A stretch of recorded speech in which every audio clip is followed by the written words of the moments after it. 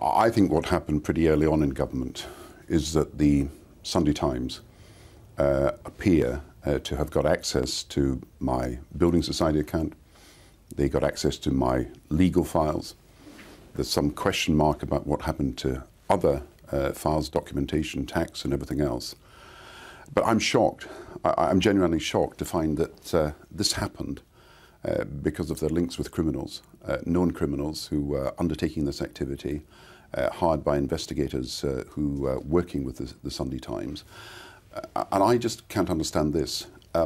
If I, with all the protection and all the defences and all the security that a Chancellor of the Exchequer or a Prime Minister has, is so vulnerable to unscrupulous tactics, unlawful tactics, to methods that are being used in the way that we've found, what about the ordinary citizen? What about the person, like the family of Millie Dowler, who are in the most desperate of circumstances, at the most difficult occasions in their lives, in huge grief, troubled, not knowing where to turn. So you're saying... And then they find, as they have found over the last few days, that they are totally defenceless in this moment of greatest grief. Just to take you back... From people who are employing these ruthless tactics with links to known criminals. And that's where I want to take you to. You're saying or alleging that News International have been involved in a criminal conspiracy with the Underworld.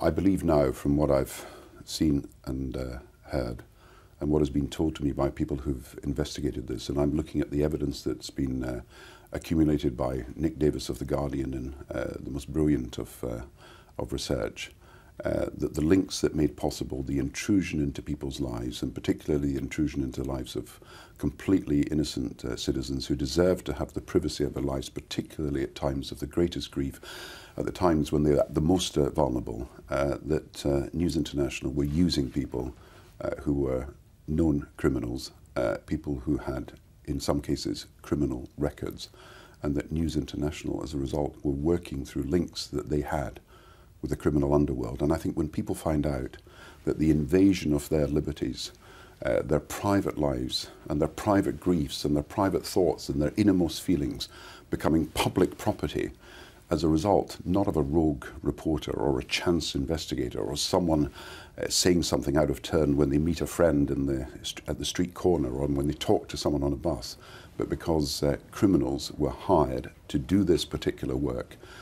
And these were known criminals. These were criminals in some cases with records, in some cases with records of violence. And these links have now got to be explored. And I find it quite incredible that a supposedly reputable organisation made its money, produced its commercial results at the expense of ordinary people by using known criminals. And that is now what's got to be investigated.